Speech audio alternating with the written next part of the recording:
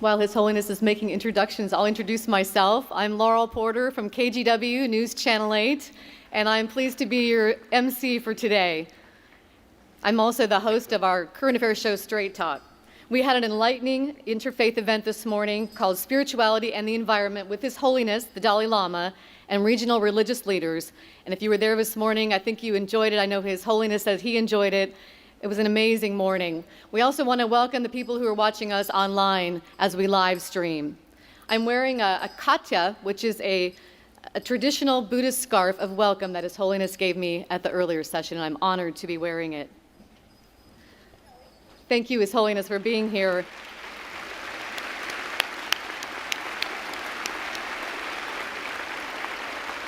Today's event is co-sponsored by Maitripa College and the University of Portland. We want to remind you there's no recording, no flash photography, please. You can use your cell phones to take pictures with no flash, but please silence your cell phones out of respect. Portland Mayor Charlie Hales has agreed to introduce His Holiness for us this afternoon. I would also like to introduce, you see the gentleman here, His Holiness's translator, Geshe Tupten Jimpa.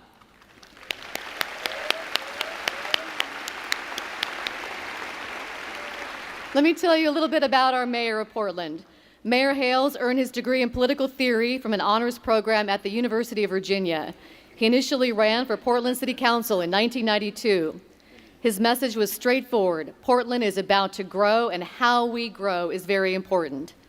Mayor Hales was elected that year to council and twice more. In the ensuing decade, he turned his views into action again and again. At the Transportation Bureau, he championed light rail expansion, streetcar development, and safe bicycle routes to reduce traffic congestion and improve the environment. Mayor Hales is on the boards of Friends of Trees and the Portland Parks Foundation. His work has been honored by the Bruner Foundation of Urban Excellence, the American Society of Landscape Architects, the Oregon chapter of the American Planning Association, and the League of Oregon Cities, and the Portland Bicycle Transportation Alliance. Please welcome Portland Mayor Charlie Hales to introduce His Holiness, the Dalai Lama.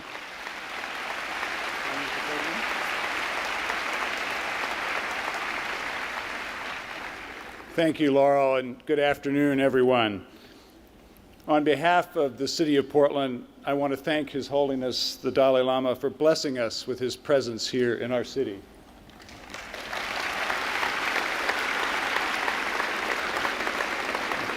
And I want to thank the University of Portland and Maitripa College for playing host for the 2013 Dalai Lama Environmental Summit.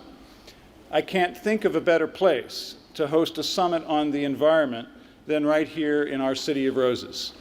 As Portlanders, we do so much to try to have a positive influence on our environment and to live in harmony with the natural world. While most cities, we included, build parks, Portland is in a way a city inside of a park. We have oceans and rivers and mountains that surround us in every direction, great farmland that nourishes us. This immediate proximity to the natural environment has shaped our lives and our culture and directs the way we think and act here in Portland. Now, people from all over the world turn to us as a model for transportation, for parks, for green initiatives, for sustainability. When they see our transit system, our city parks, they often say, how did you get people to come together and collaborate to do that? The answer that I give is simple. It's part of our culture. People in Portland want to do that this way. We celebrate a culture that is now more and more linked into the world of tomorrow that we want to create.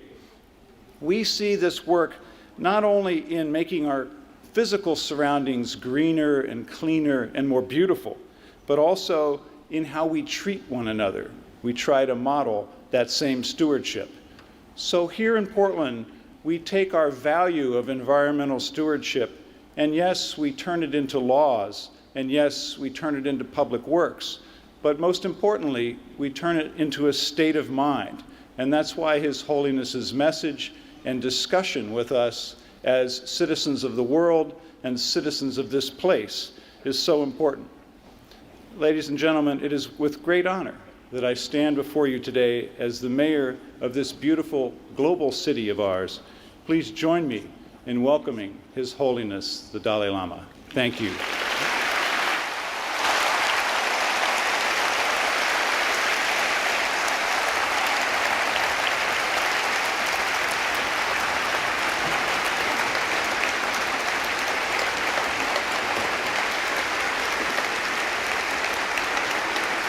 Thank you.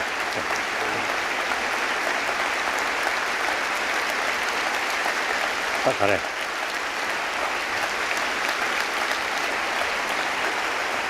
Thank you, David. It's all Okay. yours now, so you can either speak from here or from the podium. Yeah. Body.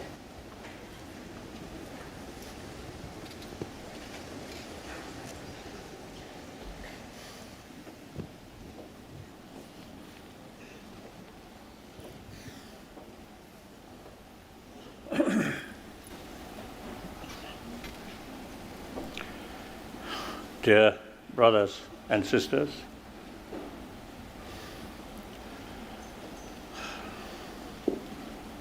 indeed I'm very happy and a great honor to speak.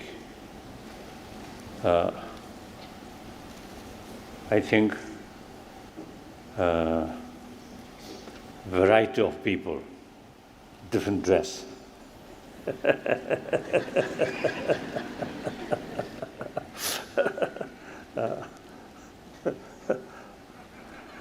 But I always stress oneness of human being.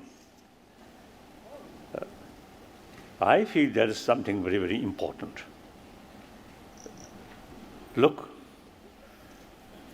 see many conflict in the past and the present, and also if we don't don't look wide away, future also, you see, this kind of conflict will remain. So most of these conflicts are our own creation. These sort of man-made problem, I think not only men, but female also sometimes create some problems.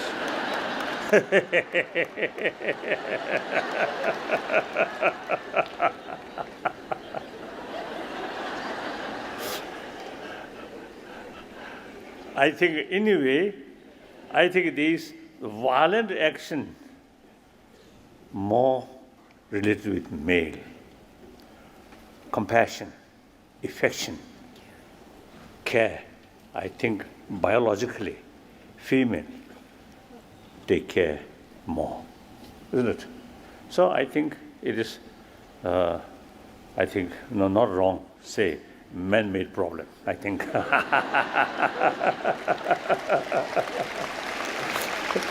So this problem, actually, too much emphasis, importance of secondary level of differences, including religious faith, and different nationality, different races, and within same sort of faith, same nationality, again, so they make differences, social background, educated, uneducated, rich and poor, and further, influential or not influential. Too much of emphasis in these differences, the secondary level of differences. So therefore, if we think more of fundamental level, now for example today, 7 billion human beings are same human being, same, mentally, emotionally, physically. So if we really, you see, look fundamental level, hardly, not much sort of reasons to kill each other. I think the native Hawaiian, see, they have one saying, your blood is my blood. Your bone, well, my bone. So that means your suffering is my suffering. Your happiness, my happiness. I think we really need that kind of sort of attitude. Entire humanity, same human being. Then here, more important, all 7 billion human beings want happy life. Do not want suffering. And everybody have right to achieve happy life. So, and then we are social animal. Even for those animal, like some of these ants or bees, and other some social sort of animal, because of their basic nature, is live together as a group, without religion, without constitution, without police force. They work together.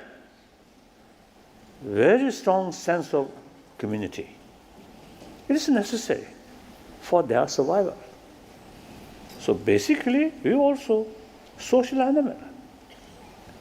So individual human beings sort of survival depend on the rest of the society.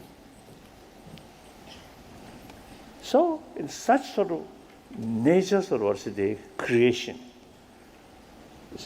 extreme self-centered attitude, and don't bother, don't care about others' right, others' life. And with that, manipulate other, bully other, exploit other, cheating other, telling lies other. Actually, destroying basis of your own future. Because we are social animal. So therefore, the sense of concern of others' well-being, the rooted, strong sort of concept, oneness of humanity. So therefore, I think it is very, very important. We must think more on fundamental level. We are same human being. For example, when I met people, I look at you, another human being. No differences. And I myself also consider I'm another human being, one of the 7 billion human beings. No differences. Races or faith, or these are secondary. So if I come here to talk with sort of strong feeling, I am Buddhist. And perhaps furthermore, I am Dalai Lama. Oh, holy, His Holiness. And then that kind of mental attitude automatically creates some kind of distance from you. As soon as you look other something different than you, and also you yourself also is considered something different, then these sort of uneasiness is come. So therefore, I practice this. Of course, firstly, our teaching, we always say, mother sentient being. Even no make distinction, human being, other animals or insects like that.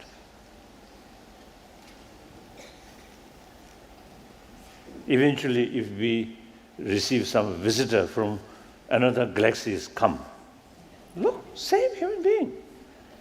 Maybe little different sort of shapes. But basically same. Then furthermore, same sentient being. Respect them. Look at them as the same sentient being. We can immediately shake hand. If they have some sort of similar hand there, then we can shake hand. No? If we too much consider, we have too much emphasis, we are human being on this planet, then something is to come from outside, a stranger, always watchful, right? That creates more anxiety, more fear.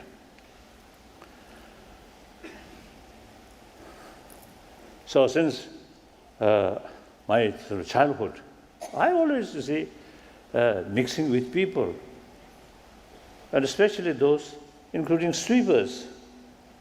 I love these sort of sweepers. They are more honest than those officials. Yeah. So, when I ask, you see, certain questions to sweeper, they answer very openly, including criticism about religion, about some sort of high lamas or high officials. No hesitation. Very frank, very open. When I ask the same question to some officials, then they say, something happened, but still very good. That kind of attitude, more polite. So you see, because you see their own position, they consider their position is something important. Those sweepers, I think they are talking on the level of a human being, like that. So therefore, it is really important. You see, we must think we are same human being. Sometimes you see, some book you see wrote about Tibet, third eye, right? Then maybe consider something different human being. Then Tibetans should consider something special, way, something different. So in any way, so we are same human being. So we must think. Now here, sometimes you see people want to make distinction east and west. Silly. No sufficient reasons. We are same human being. I think one clear example. Easterner can easily, happily marry with Westerner and can produce nice children. So that means we are same human being. We cannot marry with monkey or with some other. We cannot produce. I think we can sex with these animals, but we cannot produce good children. Okay. So that is sufficient to sort of prove we are same human being. So like that. So therefore, once we have, you see, this sort of strong belief we are same human being, oneness of human being, humanity, then automatically comes or automatically develop the sense of global responsibility. And now modern economy, global economy, also is don't care about differences of religious faith or difference of nationality. Global economy is beyond national boundary or beyond religious faith, difference of faith. And then environmental issue and global warming. Entire humanity facing these problems. So therefore, the reality also now telling us we should act like same human community. So now here, more important, we are in 21st century. 20th century already gone. Look, 20th century, in that century, I think one of the most important century of human history. In the sense, you see, in that century, we really developed the scientific knowledge, and also with help of that knowledge, technology also highly developed. But at the same time, that century become century of bloodshed, century of violence. According to some historian, in 20th century, the number of people who killed through violence is around 200 million, including use nuclear weapon. So if that immense violence or suffering really create new, better shape of the world, and then you may argue that immense violence happen, but a positive result happen. That this is not the case. Even I think, beginning of this 21st century, some sort of violence here and there, although small scale, but these are the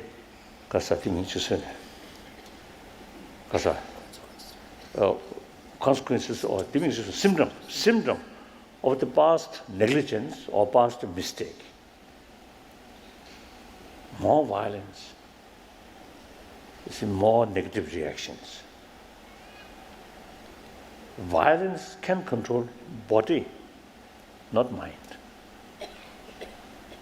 Mind can change by affection, by forgiveness or these positive mental attitude, not by weapon. If you use weapon, it's seeding more hatred, more anger, resentment. So it's exactly what happen. But some cases are the exception case also is there. I usually is telling the Japanese. I have many friends in Japan. Quite a number of occasions I ask audience, do you have some kind of negative feeling towards America? Because you suffer a lot. And also actually 2 atom bomb, you see, use on your on your people.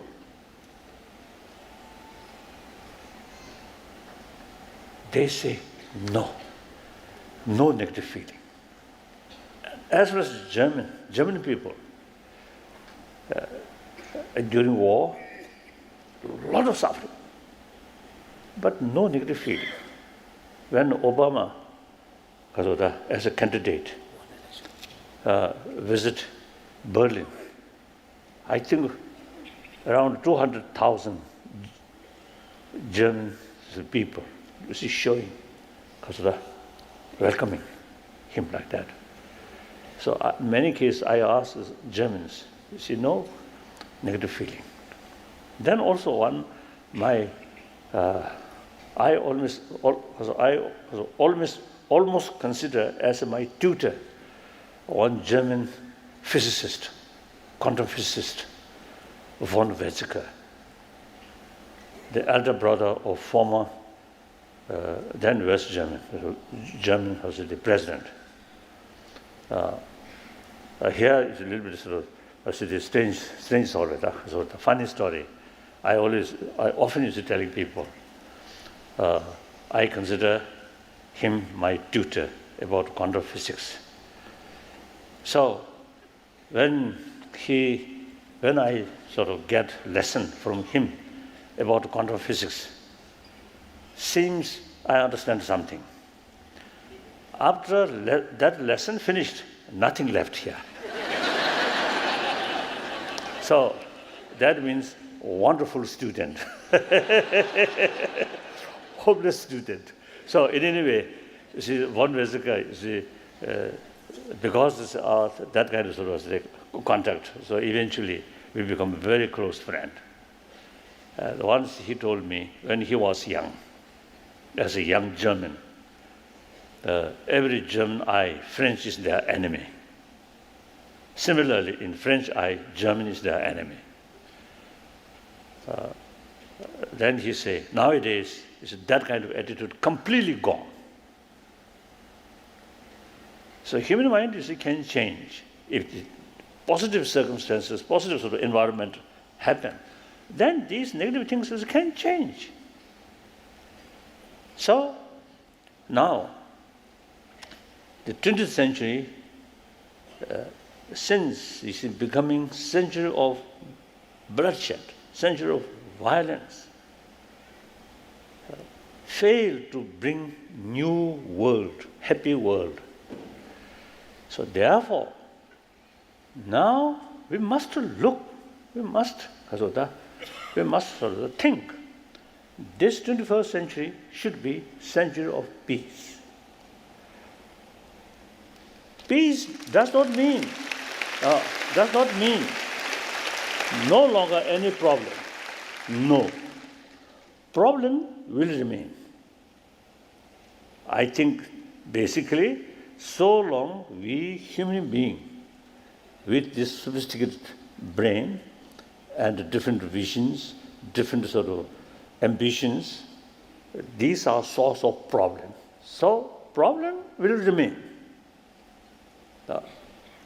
Now, a lot of problem will remain. And then meantime, you see, we must make this century peaceful century. Then how? That means any problem must deal with non-violent way. That means through dialogue, with sort of also the firm belief we are same human being. We have to live together. So their interest, my interest, their interest. So therefore, on that belief, compromise. That's the basis of meaningful dialogue. So, in order to create peaceful century, this 21st century, this century should be century of dialogue, not century of a weapon, but century of dialogue. So that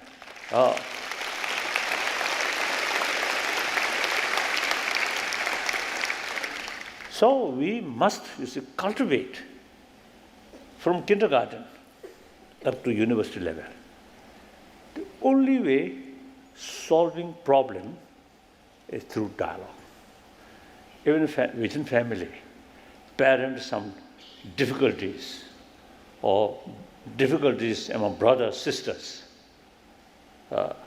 If use violence, silly. Because the same family. So usually, you see, we try to solve any sort of differences through talk, through dialogue. So that spirit must extend global level.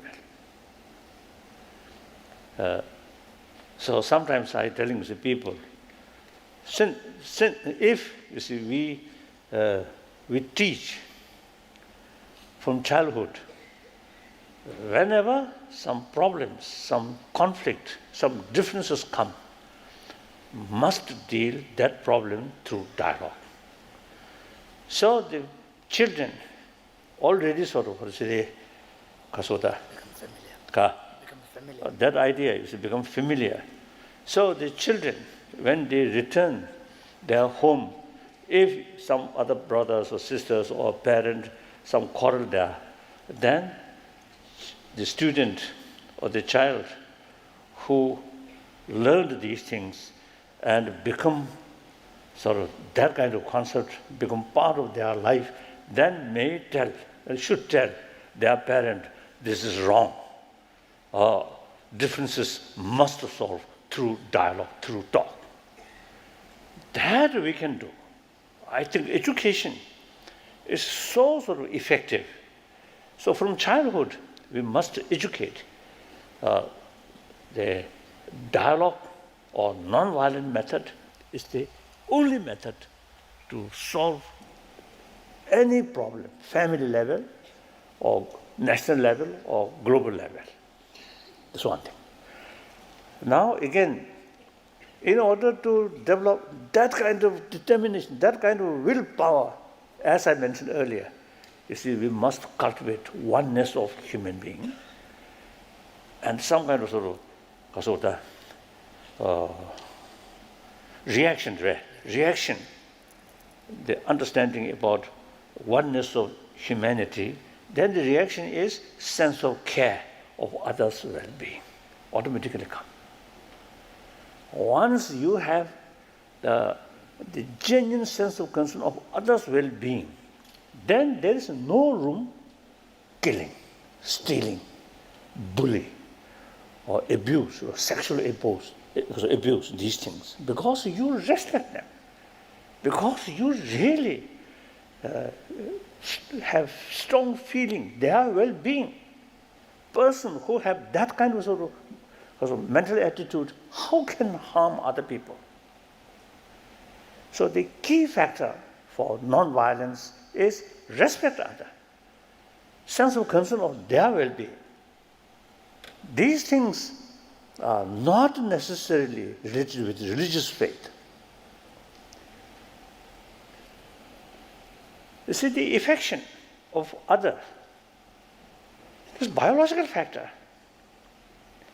Even animals, dogs, cats, their mother showing tremendous affection to their youngster. This has not come through religious faith, but biological factor. It is necessary. The youngster, without others, particularly mother's affection, mother's care, youngster will not survive. So we human beings also come from, we are also belong that category. There are some sort of stories in India, some great sort of saint come from lotus. So sometimes I jokingly say, telling people, such sort of great saint may have more affection towards lotus rather than a human being. Fortunately, see, we come from our mother. We received maximum affection from our mother. So that experience cultivates in our heart the potential show affection to other. So this is a biological factor. Now here, a few thousand people here, outwardly everybody very smart. But in deep inside, I think there are differences. Those people who received maximum affection from one's own mother, I think those people, deep inside, less fear, less sort of distrust. Those people who received less sort of affection, less care from their own mother, or some cases abuse when they are a child. So such people, no matter how successful, but deep inside, some kind of sense of insecurity, that automatically creates fear, unhappy. And that very much affects our physical sort of the health also. So therefore, our life started that way. So everybody have the potential, you see, to develop further about affection or compassion. I think a problem, young children, I think this morning, those children is who bring some flowers. I think such sort of age, I think the experience about others' affection is something very alive, very fresh, very fresh. Then gradually grown up, and our existing education, not much talk about the value of affection, these things. So then gradually, that biological factors or what's the quality, then dormant. Becomes dormant and covered. Or the other sort of human, the quality, more intellectual intelligence, and more sophisticated thinking, and also sometimes society also, you see, influence on the children's mind, more aggressive, more sort of competitive, and aggressiveness. So the good quality then dormant. So that, I think, the problem. 7 billion human beings come that way, but eventually neglect about these value, and these problems happen. Man-made problems just happen. So therefore, I think now time comes. In education field, education system must deal about these basic human values. Usually I call moral ethics. And then since this must cover entire humanity, so among human beings, non-believers also there. So we must find ways and means to reach even non-believer. So this moral teaching of moral ethics based on religious faith then will not cover these non-believers. So in India, last I think 2,000-3,000 years, the secular ethics there. According Indian understanding about a secular does not mean disrespect or negative towards religion, but rather respect or appreciation of all religions. No preference this religion or that religion. Respect all religions. Then also respect non-believers. There's sort of clear sort of the reasons there. So therefore, according to Indian understanding, the secular respect something like humanity, something like that. So therefore, secular ethics, I think, are very fit. Actually, if you look carefully, all major religious traditions is based on basic human sort of, ethics. That is affection, taking care about other.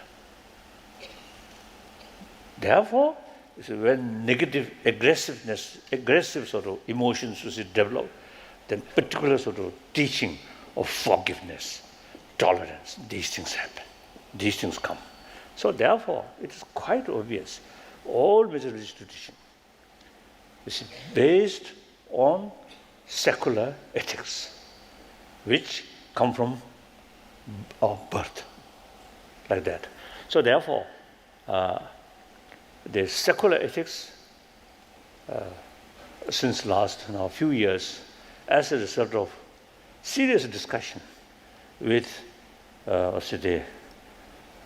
medical scientists and also brain scientists, all these things, such scientists, you see, we have now conclusion. We really need some sort of effort to nurture our basic human values, experience or capacity of showing affection to other, that must be nurtured through education, through awareness. So through that way, I think we can develop a generation who have more compassionate type. That's the way to build this 21st century be century of dialogue, century of peace. In other words, century of compassion. That we can do through education, not through prayer.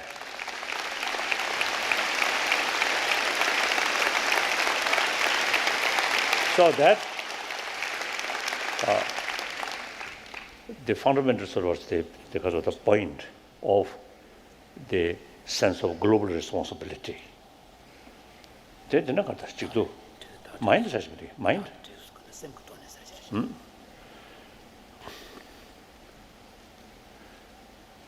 I think that covered, right? Oh.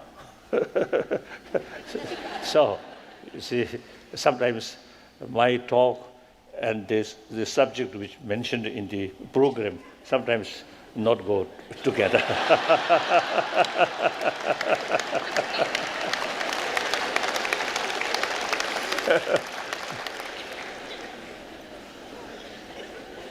That in any way, I want to tell something about mind. So these things very much related with mind or emotion, not physical. So it is important to have some knowledge about world of emotion, world of mind. In Indian tradition, where the practice of single-pointed mind and also the insight, investigation. See, in ancient Indian tradition, including Buddhism, Jainism, you see, these practice is important part of their sort of religious, spiritual sort of practice. So, more information about mind, about emotion. I think we, in the field of secular ethics, it is necessary to get more information about the map of mind, map of emotion. But these material, although it's come from some spiritual text, but we can take these separately as an academic subject, not part of religious practice. So sometimes I describe hygiene of this physical, that we usually teach. Now hygiene of emotion, equally important, in some cases more important. According to medical scientists, physical health and mental health very close. Too much emotion, too much disturbed emotion here, very bad for our health, physical health. So healthy mind, healthy body, very much linked. So therefore, I think we should pay as much sort of attention as we take physical health. Similarly, we must take more sort of attention about mental health. So usually,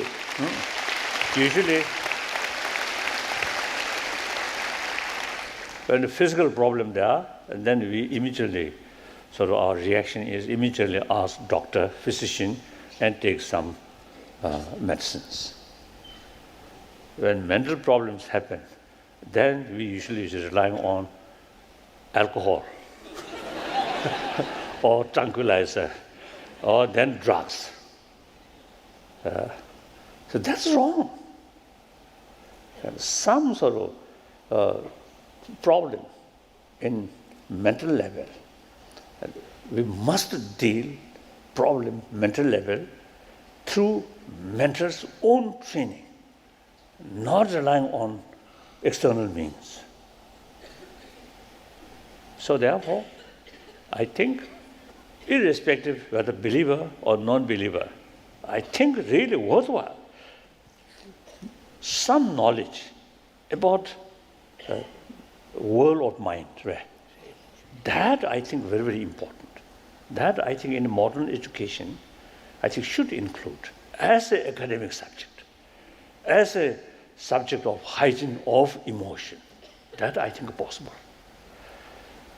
So with full cooperation, some institution, and also in India, some university, and also in America, some university, actually, you see, they're working on that. So eventually, like this university, also, you see, may have, you see, some suggestions or some ideas. So we can communicate, we can discuss like that. So that's about my talk. Now some questions. Now I'm going to sit there.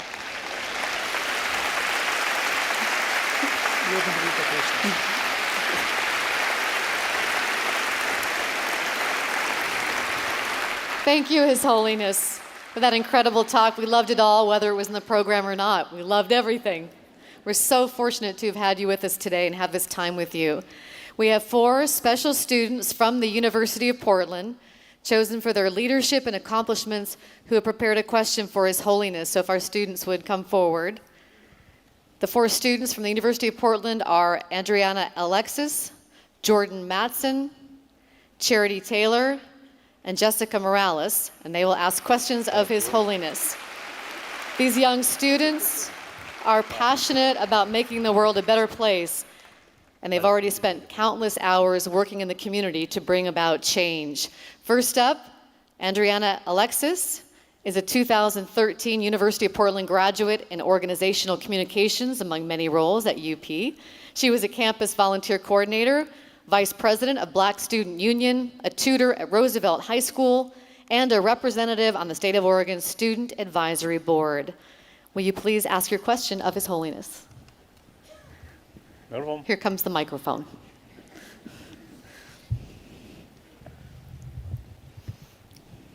Hello. So we had some questions that were submitted beforehand, so we're going to ask the ones that we chose from that pile.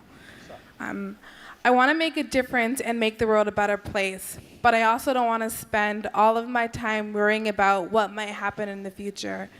How do we balance living in the moment while working on a difficult long-term goal?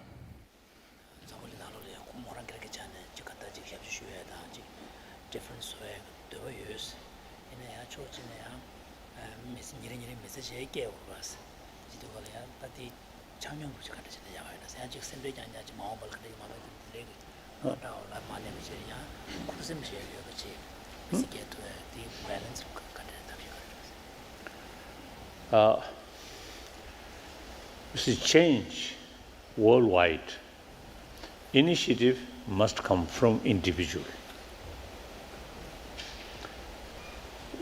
So, for example, compassionate world, peaceful world must come through inner peace. So, up to individual. Initiative must start from individual level. So when we look world problem, then you, one individual, oh, I cannot do. But this is, I think, wrong. Like when those who in those one remove. Just as when you drop a pebble into a lake, you can see the ripple effects going further and further. So you individual should try to sort of promote within yourself these basic values. Then once you see the more compassionate sort of feeling and sense of care, sense of concern of others' well-being develop, then automatically your physical action, verbal action, even if it's sort of facial sort of expression, is more positive. That brings friendship. And that creates certain positive atmosphere wherever you live. One family, eventually that kind of atmosphere, that kind of habit, then another 10 families, 100 families, 1,000 families. That's the way. Then,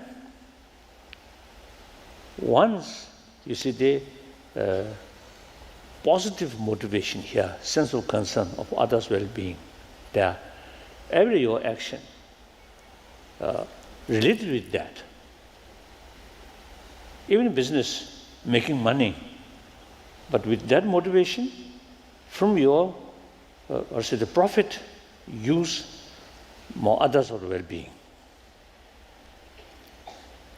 I don't know, working in a sort of weapons factory, I don't know.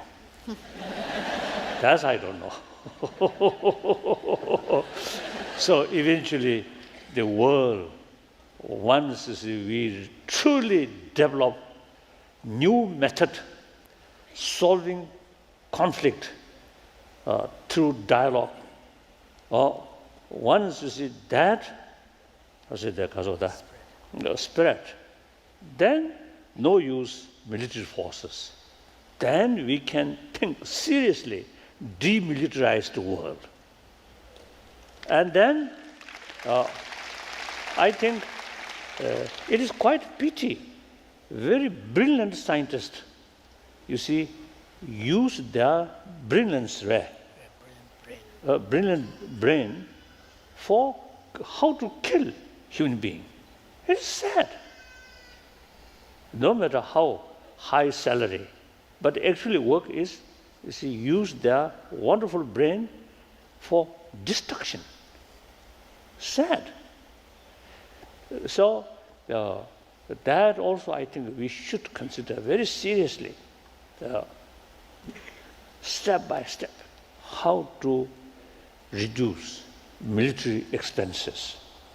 Then eventually they demilitarize the world. Clear? His Holiness, thank you for that answer. Andriana, thank you for the question. Next up, Jordan Matson. More? Not completed. Oh, not completed, more. Come back up here. Excuse me, His Holiness. It is my sorrow. I said the bad habit. Once I open my mouth, then always continuously blah blah blah blah blah blah like that.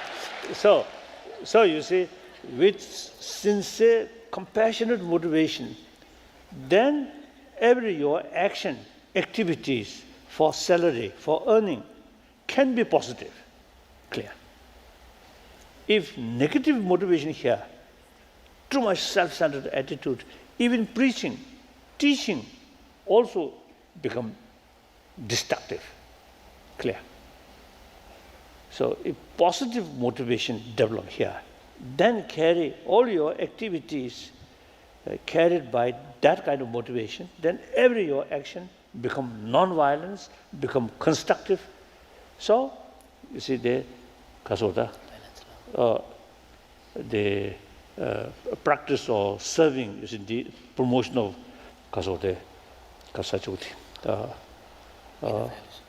inner values, not separated from your daily activities or different professions. Clear? And if you see, join some kind of education field, then very relevant. Or medical field, very directly relevant, right? Like that.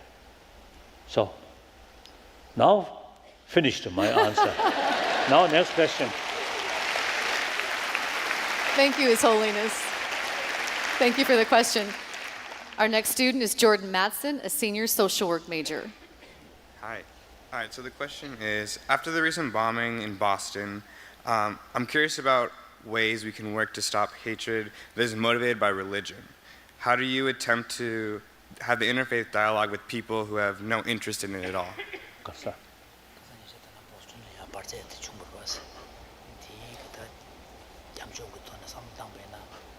미가시 수수 추대 군의 란제 시행에 차와지 주신 것도 왔어. 되게 고유고 나로야 아니 주변주 투모용에 그 돈 돌리지. 답시 가려로 해서 바나만에 되어요 말 왔어. 내가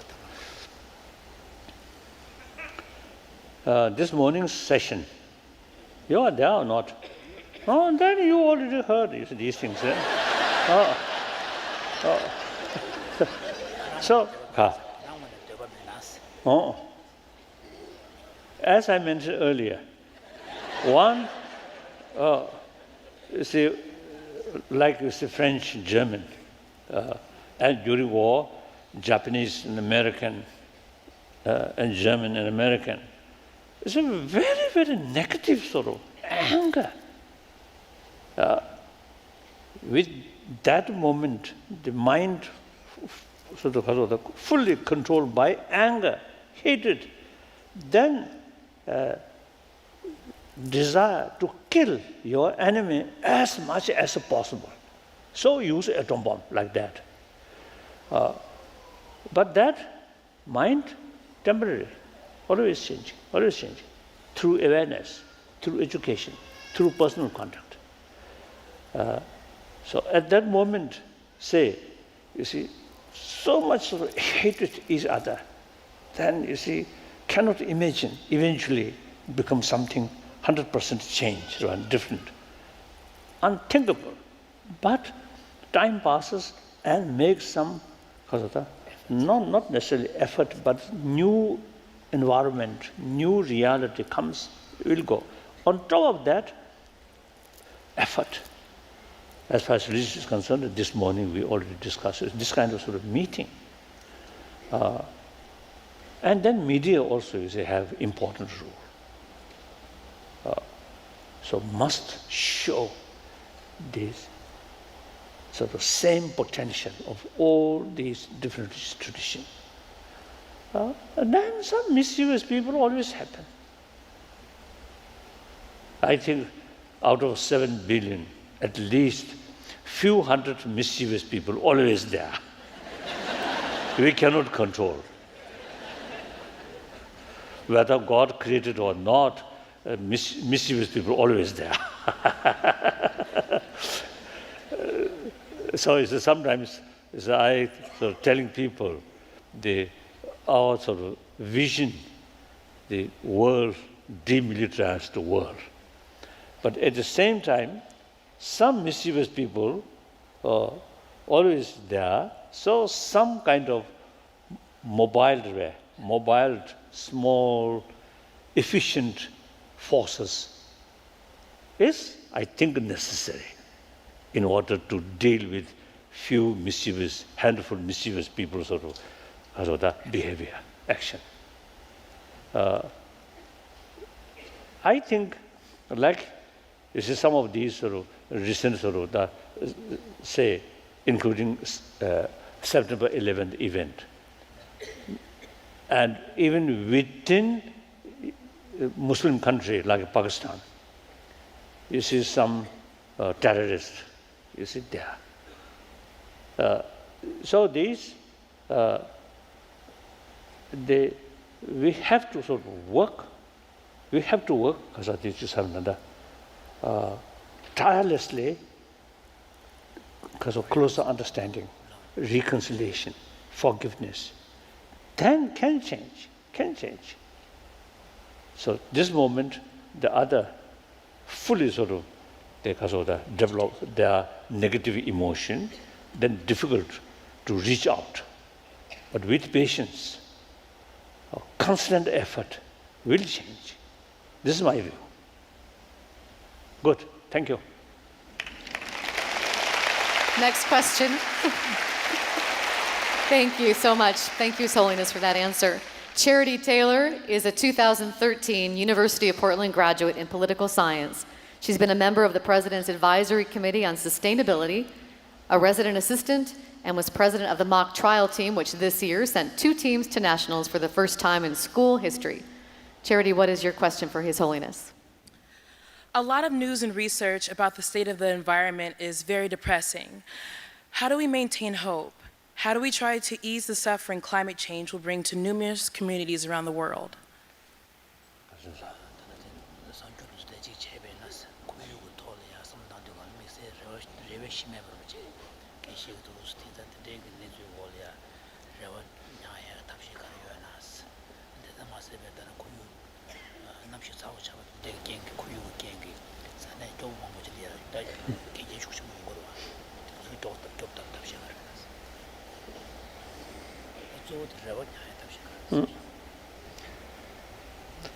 Yes, now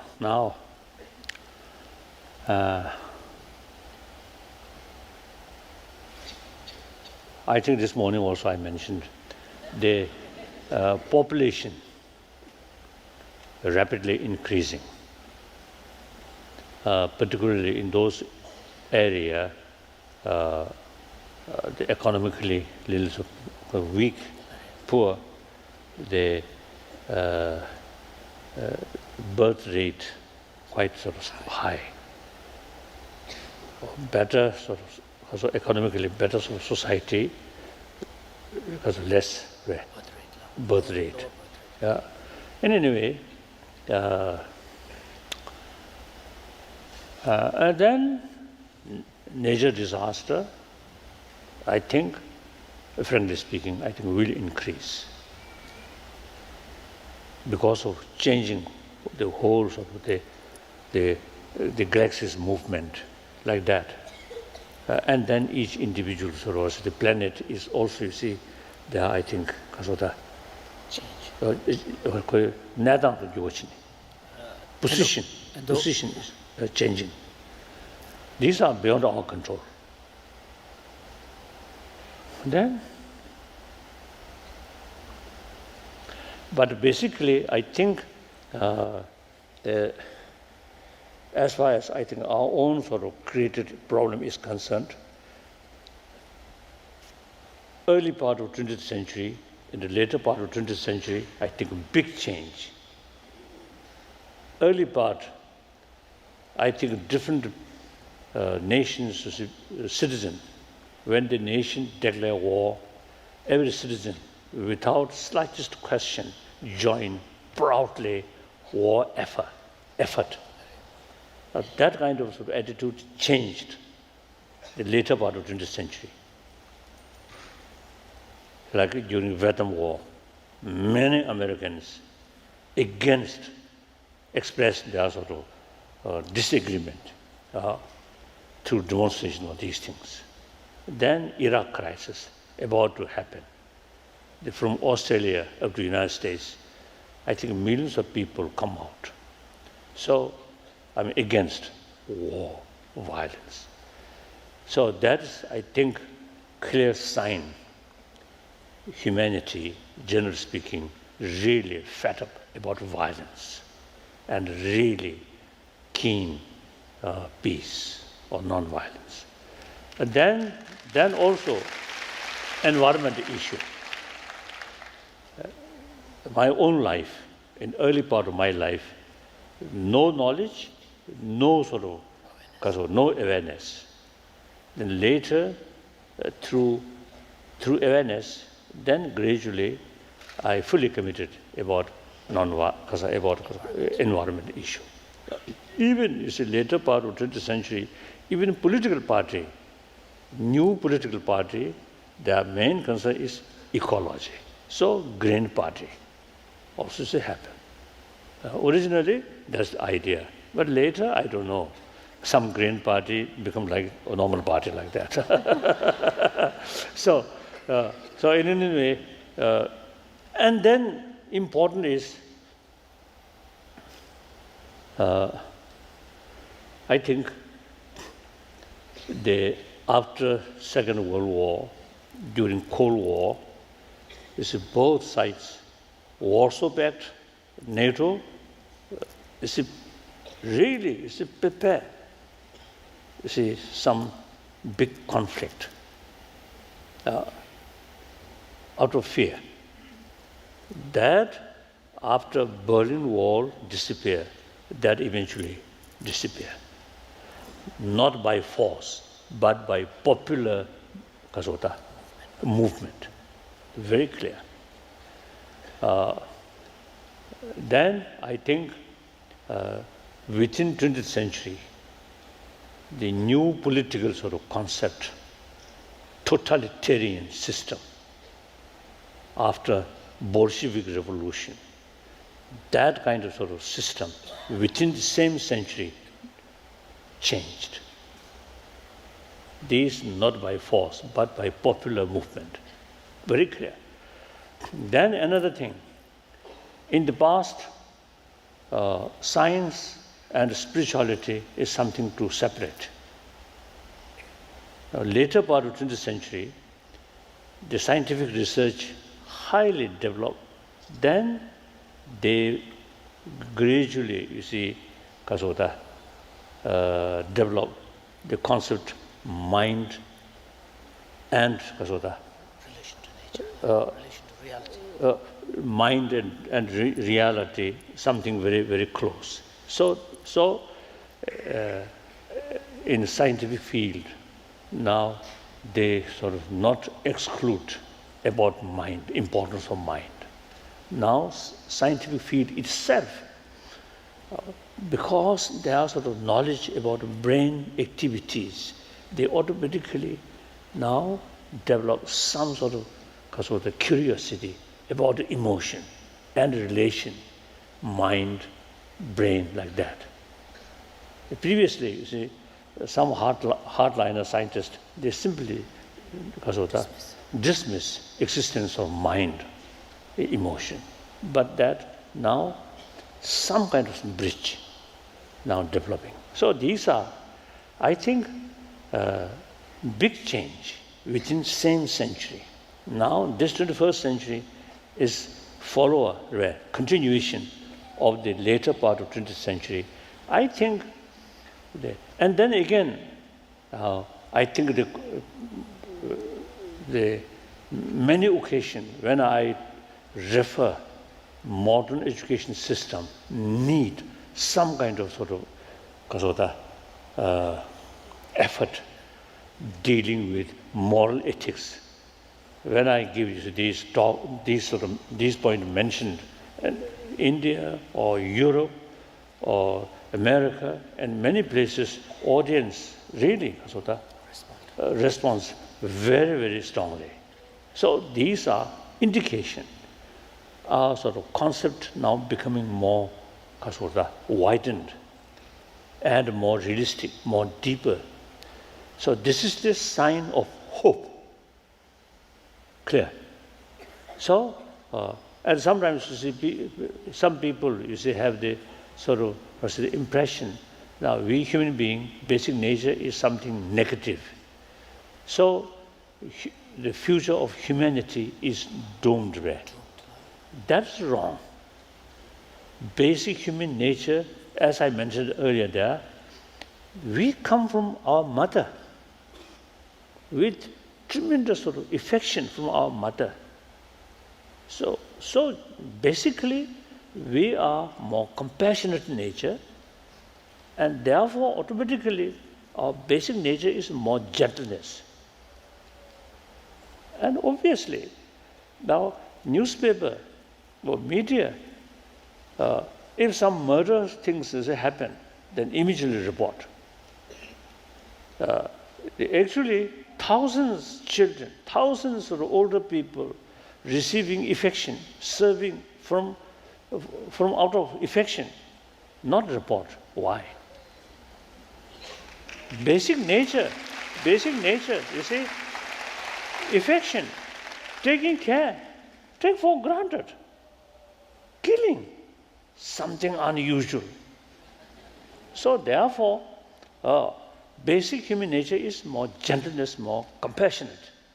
So think that way, then no reason to feel pessimistic attitude.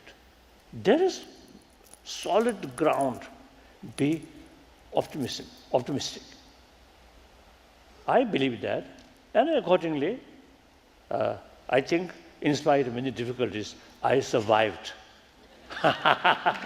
If too much sort of the pessimistic hopelessness, then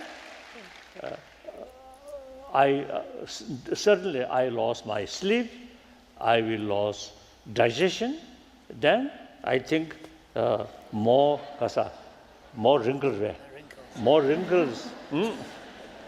But remain here, more optimism, more hope, in spite of some difficulties. My mind always is fresh, except you see few white now number of white hair now here. I think these people may not see now more and more white hair.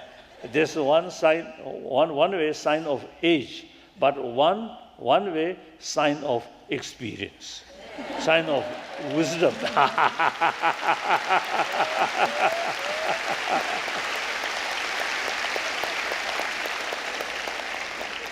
So basically, be optimistic.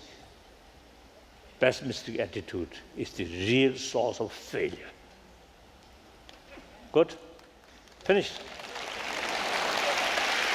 Thank you, His Holiness. Thank you, Charity, for the question. Jessica Morales has our next question. She's a junior at the University of Portland studying marketing and sustainability.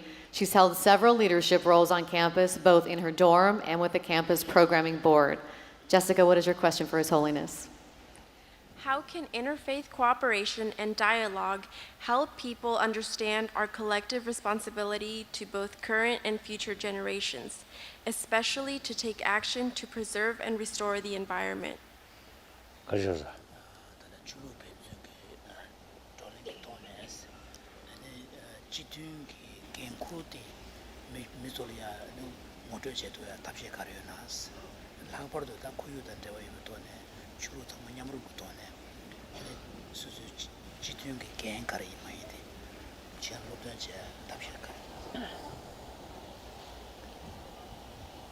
I think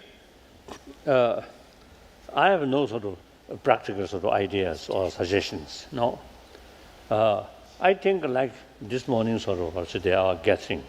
This kind of meeting, from time to time, should take place in each city or each sort of place. And then educate public through media, like sort of the articles or some talks in television show like that. And then eventually, I think, I noticed in France, I think Lyon or something, I think there is some kind of group or organization who actually meant for promotion of religious harmony. So member from all different religious traditions together. So that kind of sort of the organization, I think, useful. And then that organization is to tour different sort of district or different sort of area within the state, and then talk. And also occasionally is to visit school or college and talk these things. Maybe then these activities should be tarcha.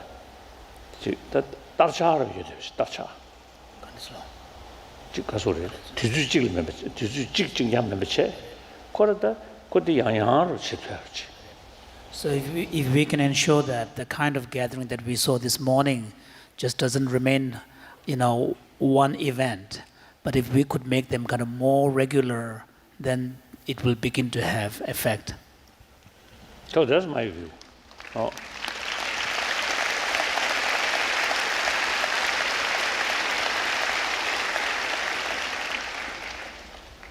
Thank you for the question. Then also, His Holiness. Sorry.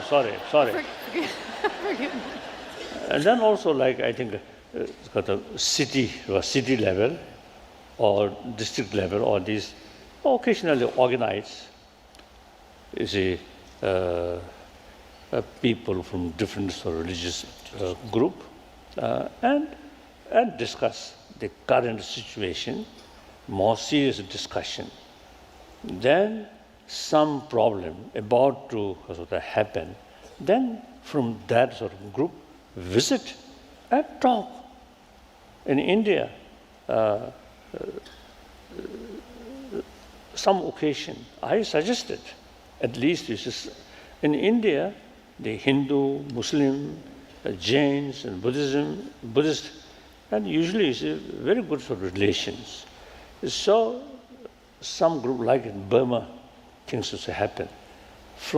If you see some permanent group, then from that group, some representative go this troubled area and meet people and talk. Just, you see, from distance, some suggestion, not that way, but go on the spot and then meet these people. As I mentioned, or lunchtime, as I mentioned, lunchtime, you see, these sort of, because of the hostile group, meet together and talk by third person, then gradually, you see, their intensity of emotion can cool down. So that's the way. You simply criticize from outside, not sufficient. Go there, talk, through reasons, through example. I think that's the way. This is my suggestion. Thank you.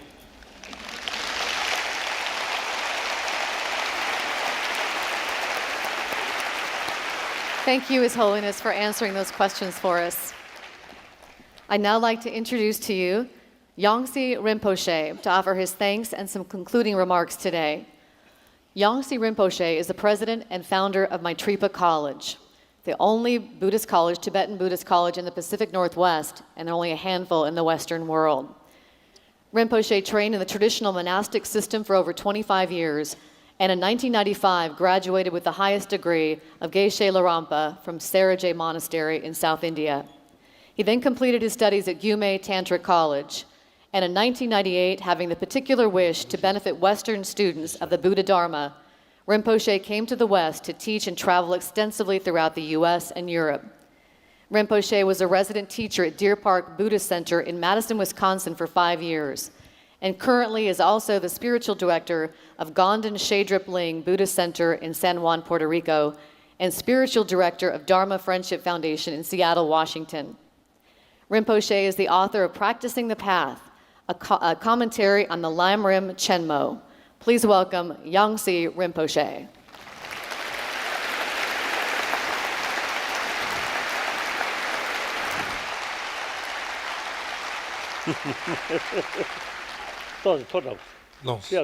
Nonce. Very tall. You are very tall. Oh. So behalf the Portland family members and behalf all the Tibetans family member, we want to express our gratitude, your promotion of religious harmonies and way to engage into religious harmonies, and also way to engage peaceful dialogue and way to spreading the awareness of caring our environmental. So we really deep of my heart and all our family members from the Portland community, please live a very long life and please visit us again and again. Thank you very much. Thank you.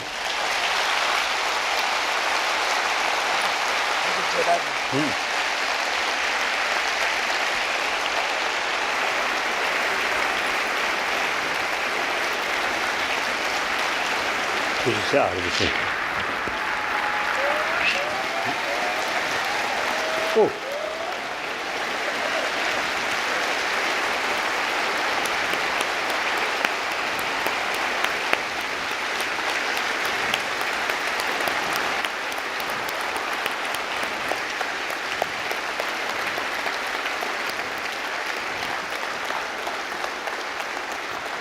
Yongsi Rinpoche worked tirelessly to bring His Holiness here, and we all thank Yongsi Rinpoche for all of his hard work.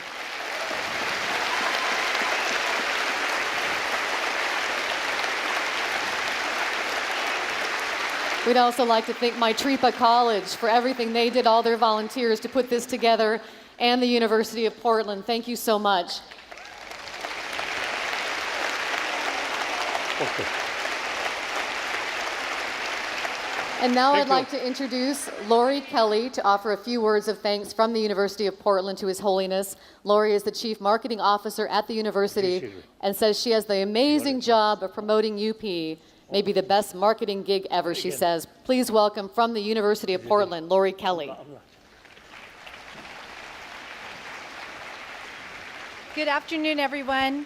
Thank you so much for everyone, this entire audience, for attending here today. I hope you had a wonderful time. We at University of Portland feel very blessed to have been involved in this process. We'd like to thank Maitripa College, and in particular, Sarah Winkleman and Yangtze Rinpoche, who you just met.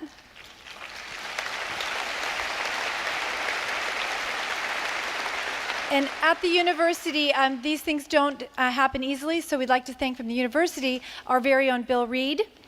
And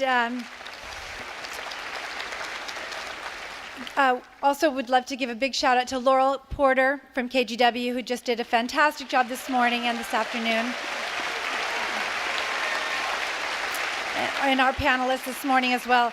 And finally, we are just honored and privileged to have had His Holiness, the Dalai Lama, here at University of Portland for the second time. And we thank you so much for gracing us here today. Appreciate it. Thank you all.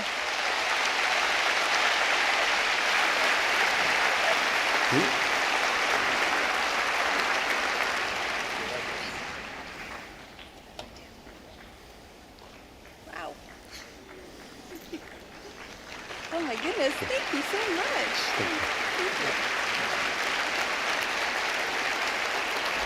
And now I would like to welcome Sarah Winkleman from Maitripa College, who will read a financial summary for the event. And I have to say, she's put in a lot of hard work.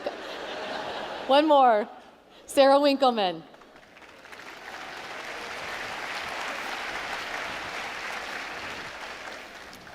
Hello, it's my honor to present a brief financial summary of the event.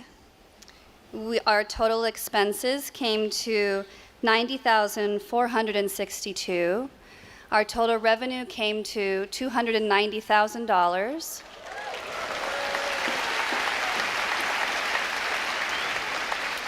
We are very happy to offer this money as customary back to His Holiness and the Office of Tibet for their distribution.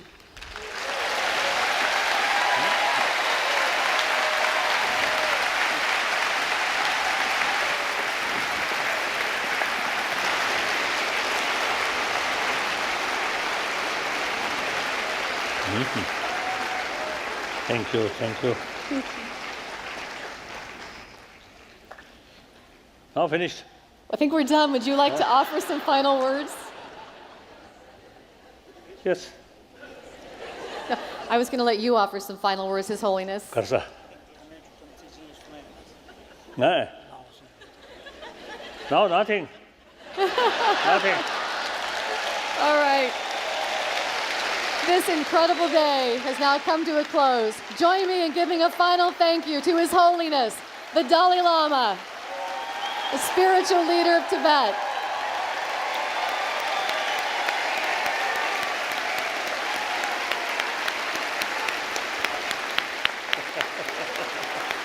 Thank you.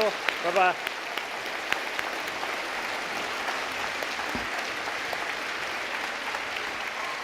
Thank you. Thank you. It's a pleasure to meet you. Thank you.